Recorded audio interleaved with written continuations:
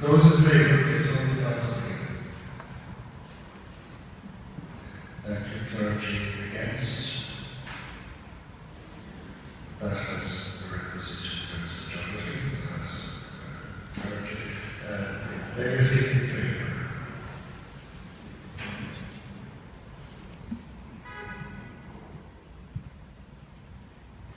Thank you. Laity against. And again, that has here the requisite 2/3. Bishops in favour. And against. Again, the requisite majorities. So that you hear that bill is passed.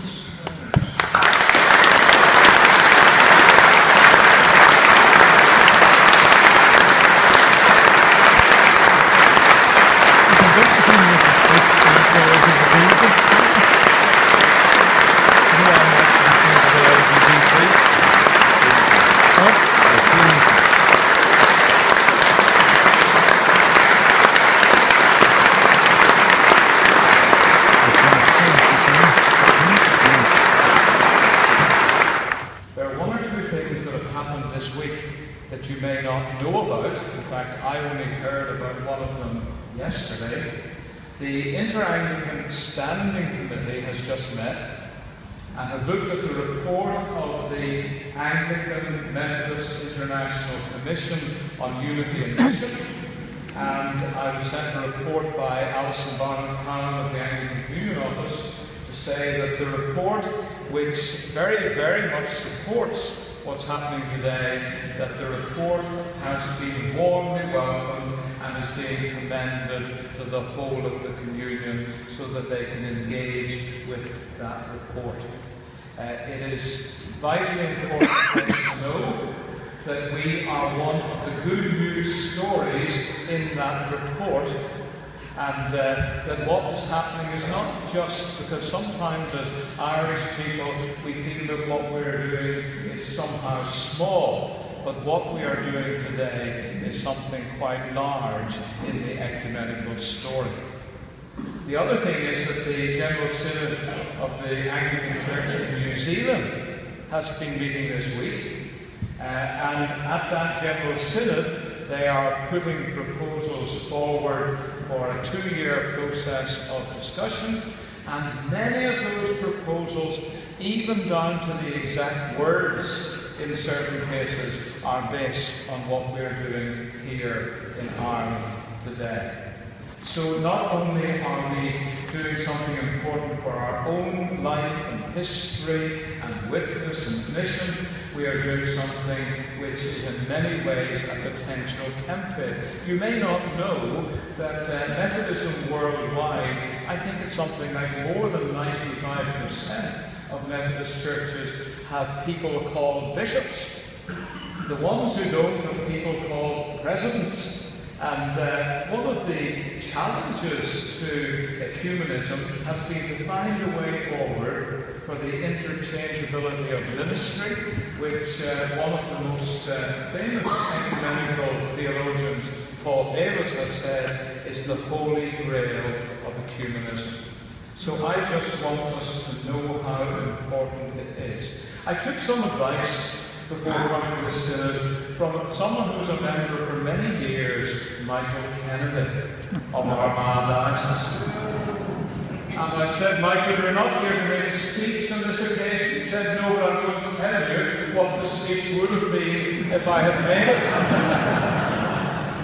Is it in the bill?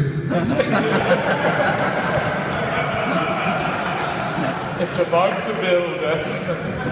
And it's in the bill, and it's this. He said, what he would have wanted to say, I thought it was fabulous actually, is that anybody says something about bearable anomalies, tell them that the biggest anomaly of all is the disunity of the church.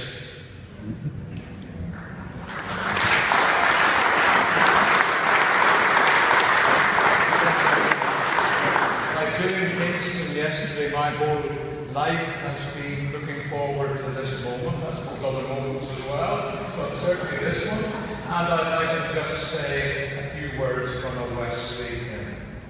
Love like death, has all destroyed. Render all distinctions void. Names and sects, and that's S-E-C-T-S, and parties fall, thou, O Christ, art all in all. This is a wonderful moment in the history of our churches and in our mission in this land and in what we have to offer the worldwide church. Thank you.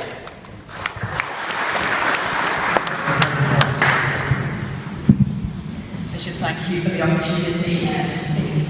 This is indeed a great moment, and I am thankful to God for the privilege of being here to witness this moment. It's right on a day like today that we take time to rejoice and to be thankful. And I want to add my words of thanks to the words that the Primate has just spoken. Thanks to those who have worked for generations under God to bring us to this point in both our traditions. Thanks to the Church of Ireland for your theological rigour and for the grace with which you have infused every conversation of which I have been a part. And for that I am deeply grateful, and the tradition which I have the privilege of representing is deeply grateful.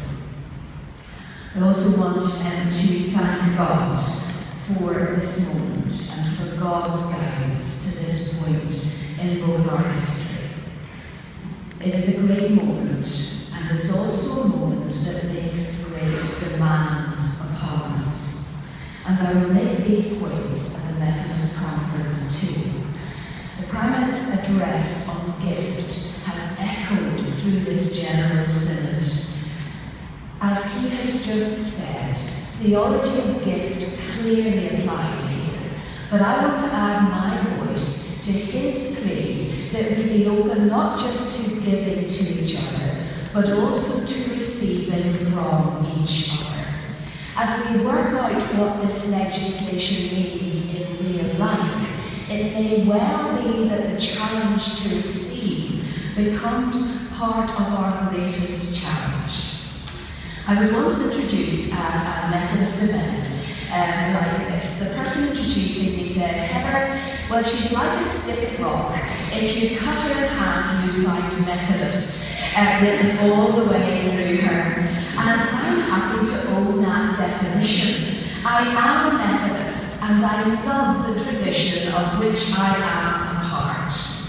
The first characteristic which the Primate named in his reflection on what he hopes for and longs for in the Church in 20 years' time for you as a tradition is that you are unashamedly Anglican.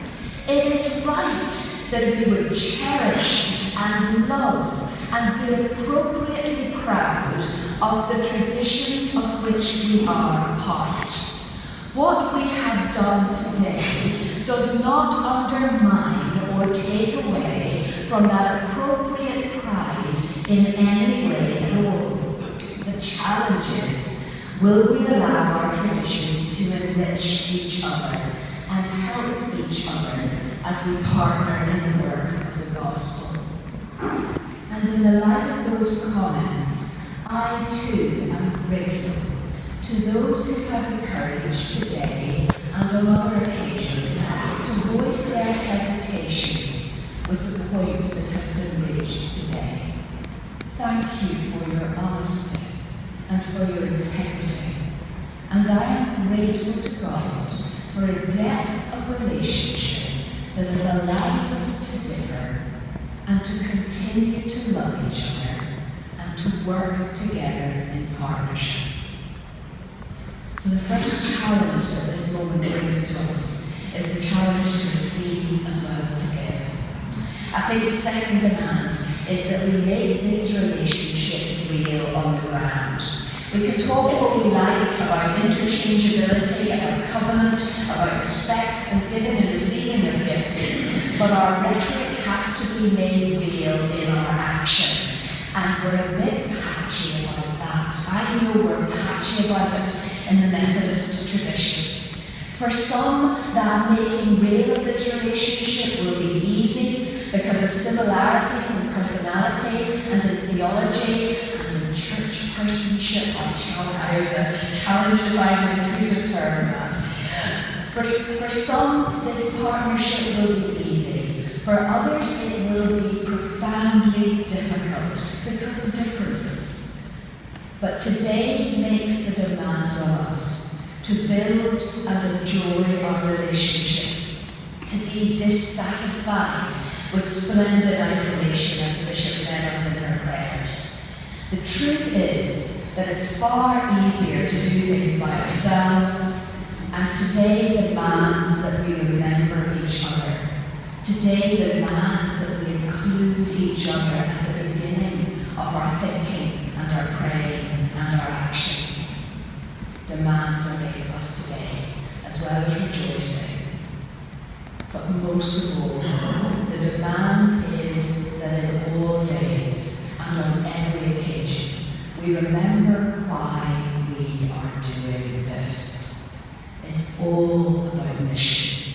It's all about choosing to be dissatisfied with the greatest anomaly of all, which is our disunity. It's about choosing to have relationships which echo the love and grace of God. It's about choosing to live generously with each other. It's about choosing to honour each other. Why? Because those sorts of relationships resound with the love of God. Those sorts of relationships speak more powerfully than words can of the God who loves and who will always love, and who draws us together in love, and who calls us out into the world together as brothers and sisters to partner with God and with each other in mission. Today is a great moment, and I am thankful to God